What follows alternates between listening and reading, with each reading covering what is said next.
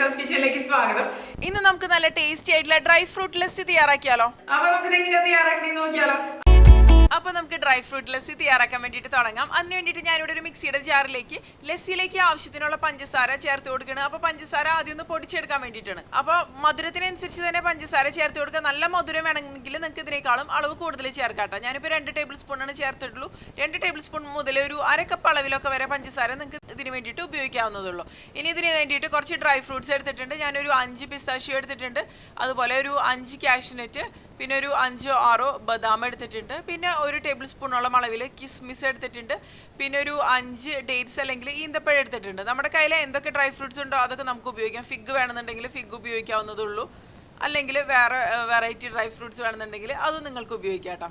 അപ്പോൾ നമുക്ക് ഇന്നത്തെ കിച്ചൺ ടിപ്പ് എന്താണെന്ന് നോക്കിയാലോ. ലസ്സിയൊക്കെ തയ്യാറാക്കുന്ന സമയത്ത് ലസ്സിയിലേക്ക് ഒന്നില്ലെങ്കിൽ പൊടിച്ച പഞ്ചസാര ചേർക്കുക, അല്ലെങ്കിൽ പഞ്ചസാര ആദ്യം പൊടിച്ചെടുത്തതിന് ശേഷം അതിലേക്ക് തൈര് ചേർത്ത് കൊടുക്കുക.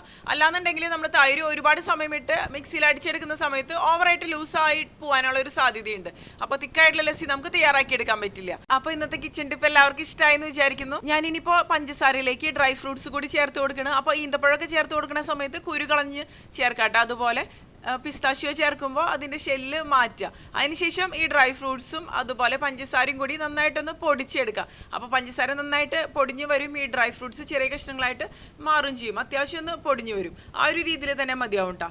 കണ്ടില്ലേ, ഇപ്പോൾ ഈ ഒരു രീതിയിൽ ഞാനിത് പൊടിച്ചെടുത്തിട്ടുണ്ട്. ഇത്രയും മതി. ഇനി ഇതിലേക്ക് നമുക്ക് തൈര് ചേർത്ത് കൊടുക്കണം. ലസ്സിക്ക് വേണ്ടിയിട്ട് തൈര് എടുക്കുമ്പോൾ അധികം പുളിയില്ലാത്ത കുറച്ച് കട്ടിയുള്ള തൈര് തന്നെ ഉപയോഗിക്കാം കേട്ടോ. അപ്പോഴായിരിക്കും നന്നായിട്ട് വരും. ഒരുപാട് പുളിയുള്ള തൈരൊക്കെ ആണെന്നുണ്ടെങ്കിൽ ലസ്സി തയ്യാറാക്കി കഴിഞ്ഞാലും അത്രയ്ക്ക് ടേസ്റ്റി ആയിട്ട് വരില്ല. കണ്ടില്ലേ, ഇതുപോലെ ഒന്ന് പൊടിഞ്ഞ് വന്നിട്ടുണ്ട്. ഇത് തന്നെ മതി. ഇനി ഇതിലേക്ക് ഞാൻ 1 കപ്പ് അളവിലാണ് തൈര് ഒഴിച്ചു കൊടുക്കുന്നത്.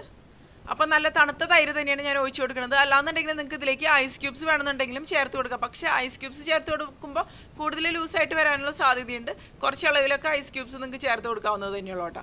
ഇതെല്ലാം കൂടി നമുക്ക് നന്നായിട്ടൊന്ന് ബ്ലെൻഡ് ചെയ്തെടുക്കാം. ഒരുപാട് സമയം നിങ്ങളിത് മിക്സിയിൽ അടിച്ചെടുക്കേണ്ട ആവശ്യമില്ല. ജസ്റ്റ് ഒന്ന് മിക്സ് ആവണ വരെ തന്നെ മതി കേട്ടോ. അല്ലെങ്കിൽ ലസ്സി ഒരുപാട് ലൂസായിട്ട് വരാനുള്ള ഒരു സാധ്യതയുണ്ട്.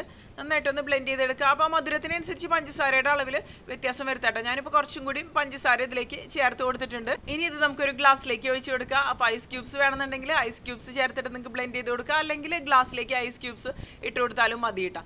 നല്ല തണുപ്പോട് കൂടി തന്നെ കുടിക്കുമ്പോഴായിരിക്കും ലസ്സിയൊക്കെ കൂടുതൽ ടേസ്റ്റി ആയിട്ട് തന്നെ മാറുക. കണ്ടില്ലേ, നമ്മുടെ നല്ല അടിപൊളി ടേസ്റ്റി ആയിട്ടുള്ള ഡ്രൈ ഫ്രൂട്ട് ലസ്സി തയ്യാറായിട്ടുണ്ട്. അപ്പോൾ ലസ്സിയുടെ തിക്നെസ് നമ്മുടെ ഇഷ്ടത്തിനനുസരിച്ച് തന്നെ വ്യത്യാസം വരുത്താം. നമ്മൾ ഉപയോഗിക്കുന്ന തൈരിനനുസരിച്ചൊക്കെ ലസ്സിയുടെ തിക്നെസ്സിൽ വ്യത്യാസം വരും. പിന്നെ ഞാൻ നേരത്തെ പറഞ്ഞ പോലെ ഒരുപാട് സമയം മിക്സിയിൽ അടിച്ചെടുക്കാതിരിക്കുക. ഇനി ഇതിൻ്റെ മുകളിലേക്ക് നിങ്ങൾക്ക് ഇഷ്ടപ്പെട്ട ഡ്രൈ ഫ്രൂട്ട്സ് എന്ത് വേണമെന്നുണ്ടെങ്കിലും കട്ട് ചെയ്ത് ഇട്ട് കൊടുക്കുക. ഞാനിപ്പോൾ പിസ്താഷ്യോ ആണ് കട്ട് ചെയ്ത് ഇട്ട് കൊടുക്കുന്നത് കേട്ടോ. പിന്നെ ഇതിനു മുമ്പ് തന്നെ ഞാൻ chocolate lassi, beetroot lassi, mango lassi, അങ്ങനെ വെറൈറ്റി ലസ്സികളുടെ റെസിപ്പീസ് ഒക്കെ ചെയ്തിട്ടുണ്ട്. അപ്പോൾ കാണണമെന്നുള്ളവർക്ക് കണ്ടു നോക്കാട്ടോ. പിന്നെ ലസ്സി ഉണ്ടാക്കാൻ വേണ്ടിയിട്ട് ഉപയോഗിക്കുന്ന തൈര് ഫുൾ ഫാറ്റ് തൈര് തന്നെ എടുക്കുക, അതായത് ക്രീമുള്ള തൈര് തന്നെ ഉപയോഗിക്കുക. അപ്പോഴായിരിക്കും ലസ്സി കൂടുതൽ ടേസ്റ്റി ആയിട്ട് തന്നെ മാറുക. അപ്പോൾ എല്ലാവരും ഈ ഒരു ഡ്രൈ ഫ്രൂട്ട് ലസ്സി തയ്യാറാക്കി നോക്കുക. അതിനുശേഷം നിങ്ങളുടെ അഭിപ്രായങ്ങളൊക്കെ ഒന്ന് പറയാം. മറ്റേ അടിപൊളി റെസിപ്പി